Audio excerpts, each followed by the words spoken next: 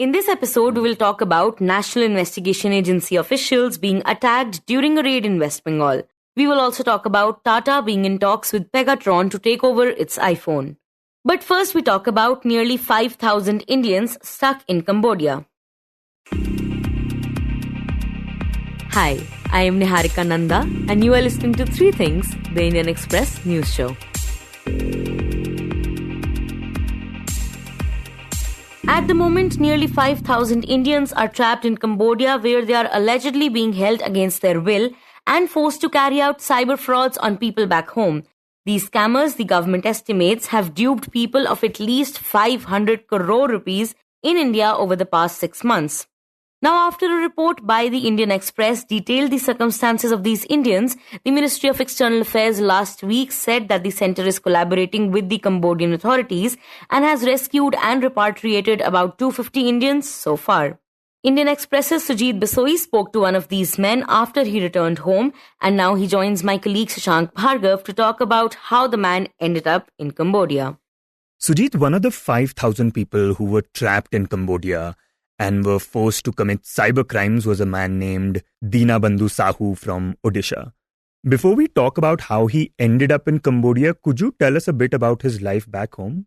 Yes, Shashank. Dinabandhu Sahu, aged around 40, was basically working after his graduation. Like any other youths from his locality, he migrated to the big cities. Like he first migrated to Gurgaon, then took a basic computer training, then engaged as a DTP operator in a company, then shifted to Bengaluru and then Hyderabad to work as a DTP operator with a salary of around 20 to 25,000 he got when he last worked at Hyderabad. So he belongs to a lower middle class family in Ganjam district and he runs a family of 4, his mother and his wife and kid. So he just is a plain graduate and like any other youth from his locality, his ambition was basically to switch to some big cities or big, maybe outside the country to earn some money so that he can save and start something on his own, in his own village. And we also understand that he is from the Sundi caste, who are traditionally liquor sellers. But he and his elder brother didn't want to do that. See, Sundi caste, basically the area to which this Sahu belongs is from southern parts of Odisha. And people in Ganjam district, basically he is a native of Ganjam district, and there is a caste called Sundi. So Sundis are traditionally the liquor seller. Even Sahu's uncle and father had also done the same profession in his village. But what he said, he and his brother had a different ambitions. They wanted to serve that traditional family business and to earn something from their own. Like many youths from Ganjam district, from his close localities are migrating. It's a trend there basically. Youths are migrating to countries like Middle East or Southeast Asia, not just to work as the high-paid IT job or something like that, but they are migrating to work as blue-collar workers, basically as welders or drivers in some companies, like Sahu as computer operators. So they are migrating to these countries through agents. And is that a recent trend or has that been happening for a while now? It's happening for a while now, like past 10 years. He nurtured that dream by looking at some youths, what he said when we interacted with him. In fact, true, I also belong to that locality, so I know that trend. Many youths, they are not even graduates. They just complete one basic technical degree and they migrate to Middle East countries or Southeast countries to work in some plants or something like that. So they earn some good amount, return to their village and start something their own. So he had also a similar dream like that. Right, so he's clearly desperate. He's looking for a job, but none of them are very high paying. He's getting around 20 to 25,000 a month. Tell us how he ended up in Cambodia in the hope that he'll earn more money.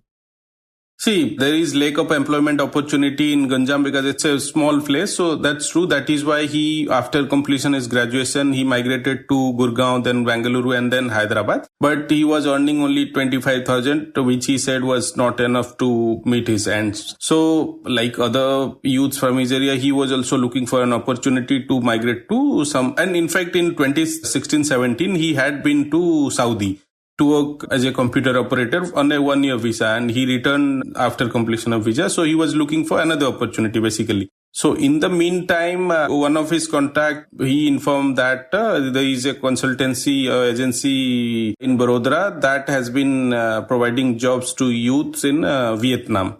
So he inquired with that agency in Vadodara. They added Sahu to their WhatsApp group and asked them to wait for openings. So after 3 to 4 months, there was an opening, he said, in Vietnam. And this Vadodara agency, they called him for an interview, which he cleared. And they assured him to provide a job in Vietnam's Ho Chi Minh City with a monthly salary of $900. So right now, this entire conversation is about Vietnam. It's not about Cambodia. No, it's not about Cambodia. Cambodia, that was a even shock for him because he even informed his family that he has been going to Ho Chi Minh City and he had that boarding pass to Vietnam. And that was a trend, not just with Sahu. One of my colleagues in Karnataka, he spoke to another such victim who returned and he has also been to Cambodia via Bangkok. So that's a trend actually. And apparently the agency asked him to pay 1.5 lakh as visa and other consultancy fees, which he paid after mortgaging his wife's jewelry. And he has been called to collect his documents, offer letters and others in Vadodara. Then from there, they sent him to Kolkata. And his flight was on 25th July 2023 to Ho Chi Minh City from Kolkata. So that's how he landed at Ho Chi Minh City. And the original ordeal actually starts from there with Sahu. Right, and it's after he lands in Ho Chi Minh, he's taken to Cambodia. And he actually finds that out when he's at the border of Cambodia. That's when he realizes that he's been taken to an entirely different country. Yeah. See, actually, he had been told that he has a job offer in Ho Chi Minh. So he accordingly prepared and landed there. So after landed there, someone said that he got one photo of a driver who will take him to workplace. So he followed the instructions accordingly. Then he was into the roads for 6 to 7 hours. And by that time, actually, he had some doubts in his mind why, so long road trip after reaching the Ho Chi Minh City. So on the roads, he realized that he has been entering into Cambodia after seeing that international border. So he somehow spoke to the driver who has been driving him into the city. And he called back his agents in India who informed that the company which has offered him a job in Ho Chi Minh has rejected him and asked him to take up the job in Cambodia, which they have arranged, and asked him to take. He had some argument with the agent that why didn't they at least inform him that so that he could have at least keep his families in that loop. So the agency, according to Sahus, asked him not to argue with them and to accept that job in Cambodia. And Sujit, what work did they tell him he's going to do? And what work did he end up doing? See, he was assured since he had no high qualification or something. He was not a very technically qualified IT person, but his offer was to work as a computer operator in Vietnam only. Even after he realized that he has been into Cambodia. So there even the agency told him that it's a computer operator job only. So he realized that it's a job of a scammer only after getting basic training after reaching the Phuket city, Cambodia. And talk about what his day-to-day was like and what were the kind of things he was forced to do. Sahu said he worked there for 32 days and the initial 10 days was for training. So during training period, he has been asked to, it's a kind of workplace, a lot of workstations. So it's a high state-of-the-art kind of working place. And there he had been asked to open profiles on Facebook, WhatsApp, then other dating and chatting apps, and asked to send messages to people under fake names to win their confidence actually. And what they had asked him to send requests or to chat with people of, with a strong financial background. How he ascertained that? They have been asked to verify their profiles, like what kind of car they drove, what kind of gadgets they are using, what kind of dress and watches they are wearing. So from that, they used to get the financial condition of people, and he had to ask to handle clients from Philippines. Even though he didn't understand the Philippines language, there were some softwares to translate that languages. So in that way, after winning their confidence, after chatting for few days or few months, maybe weeks, so once they win their confidence, they have been asked to invest in some fraud businesses. And even if a small amount they invest, once they invest, they block their profiles. So that's his job, and that is how he realized that he has been into cyber crimes. And we understand that he did protest against this. What happened when he did that, when he said he's not going to do this work? After initial training, he did that work for some days and later hesitated to do that and even objected not to do that work. And he contacted his agents back in India who said this job will give them good incentive apart from his salary and asked to continue it. So maybe after some days he protested, he registered and he didn't join that work. So these people in Cambodia, they put him in a room that was under CCTV surveillance 24/7 and snatched his passport visas. They've asked Sahu to remain there until they had a word with their agents back in India. And after 10 days, they even snatched his phones. Initially for 4 to 5 days, he had no communication with his family. After 4 or 5 days, they provided him his phone, following which he contacted his family back in Odisha. So they contacted one local BJP leader who took up this matter with the Union Education Minister, who wrote a letter to his cabinet colleague S. Jaishankar, following which his return to India was possible after that. And when Sahu is there, he obviously meets other Indians as well. Were they also going through similar experiences? Well, we also spoke to Sahu. He said more than 5,000 Indians are there. There are thousands of such operators or companies we can call. And he met some youths from Kerala, Tamil Nadu, Karnataka and Punjab at his workplace. And there are also thousands, according to his, from countries like Indonesia and Nepal who work as scammers. Yeah, and now the Ministry of External Affairs has been coordinating with the Cambodian authorities to get these people back home. Tell us, how many people have they managed to rescue and how many still remain there? So far, according to one of our reports, around 5,000 Indians are stuck there in Cambodia and they are forced to work as cyber scammers. So after publication of our report, the Ministry of Home Affairs chaired a meeting to discuss their repatriation. And so far, the Ministry of External Affairs has informed that 250 around Indians have already been back to their home and they are trying to return all the Indians stuck there as and forced to work as cyber scammers there.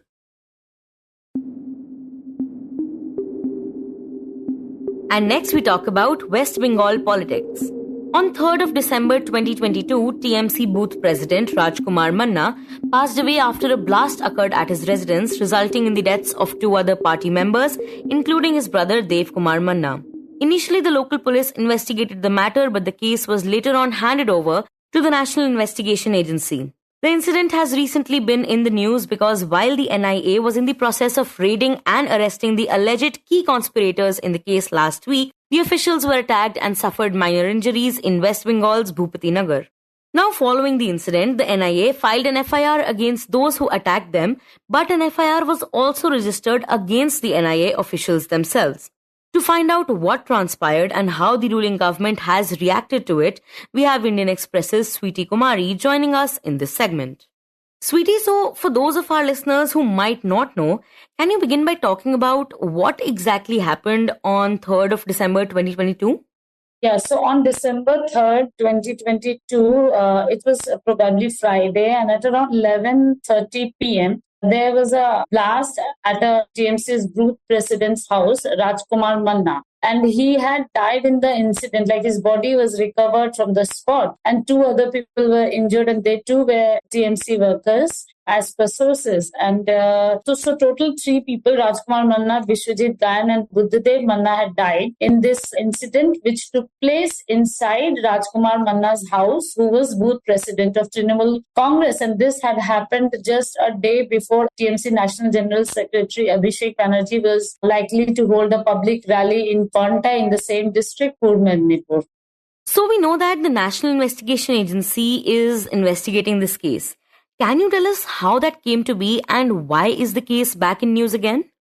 So, as I told you that on December 2022, this incident took place and the intensity of the blast was such that the rooftop of the house was blown off. And after that, naturally, a case was lodged in the Bhupati Nagar police station and the local police initiated the probe.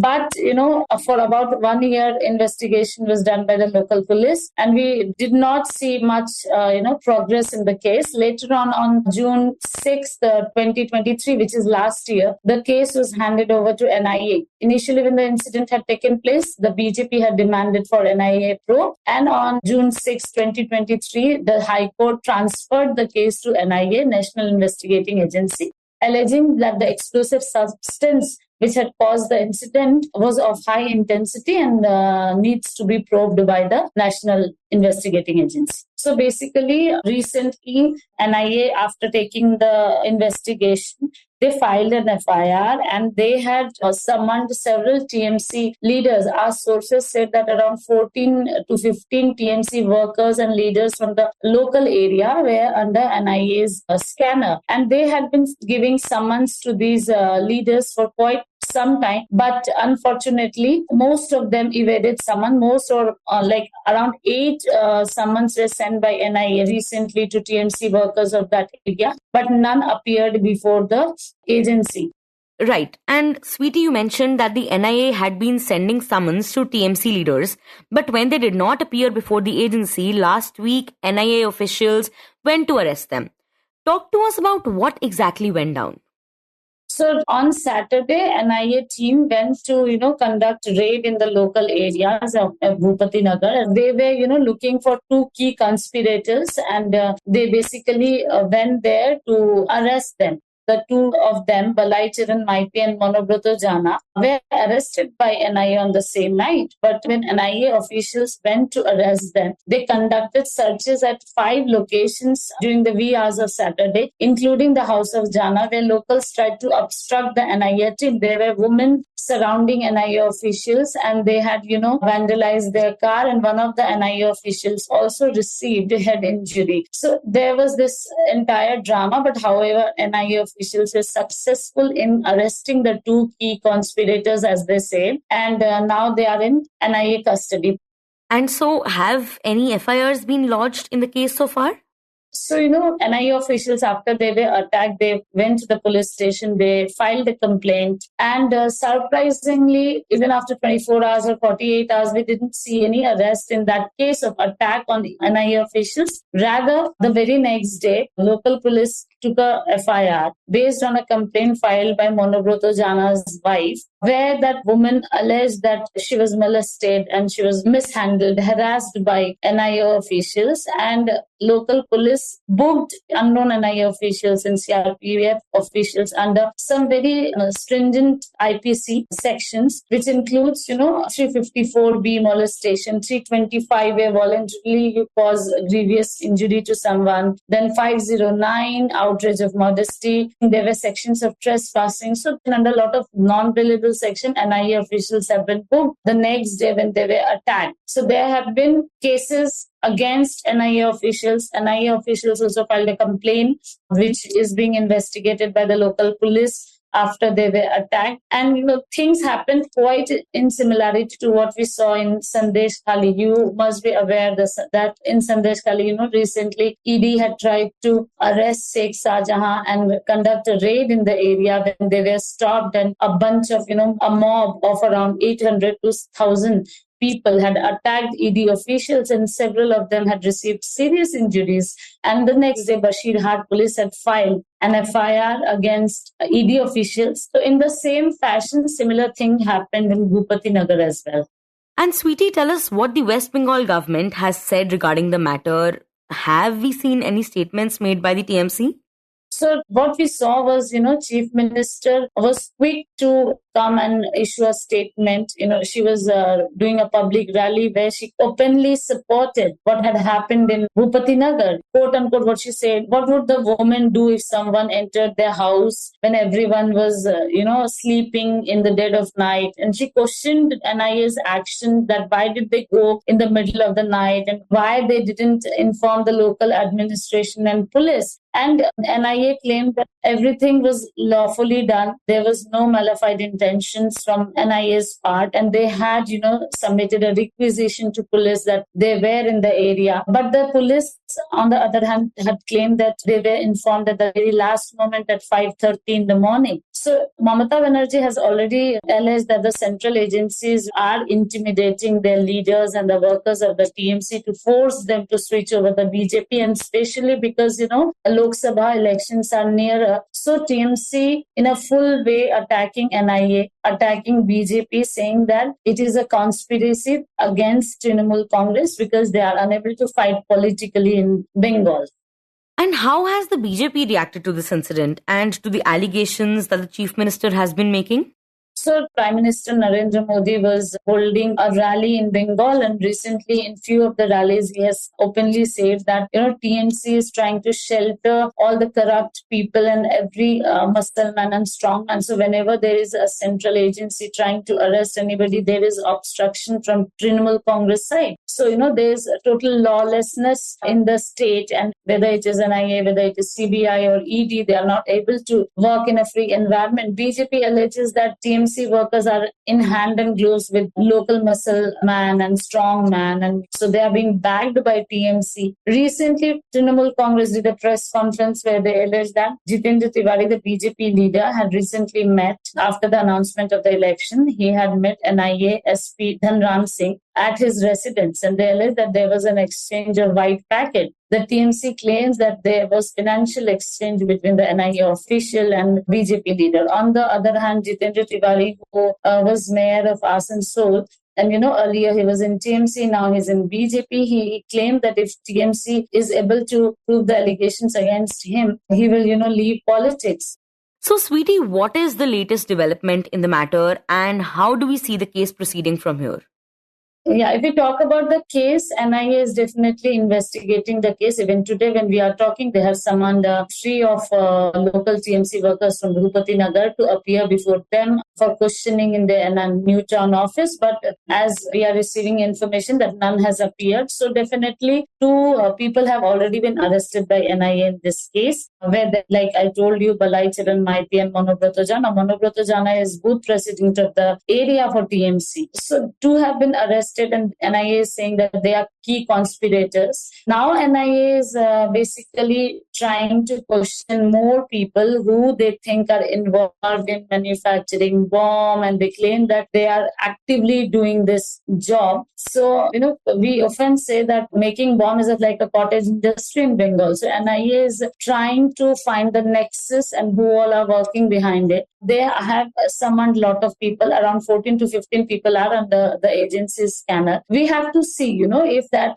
the agency feels that they are unable to work in such environment, they have the option to approach court and seek warrant against anyone they want to take action against.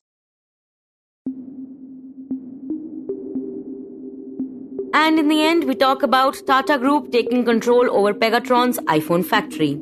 According to 2 sources with direct knowledge, the Taiwanese electronics manufacturing company Pegatron is in advanced talks to hand over control of its only iPhone manufacturing facility in India to the Tata Group, marking the latest scale back of its Apple partnership. Under the deal, which has received the backing of Apple, Tata plans to hold at least 65% stake in a joint venture that will operate the Pegatron plant near Chennai city, with the Taiwanese firm providing technical support and holding the rest. According to a source who spoke to Reuters, Tata will operate the joint venture through its Tata Electronics unit. The Pegatron India factory has around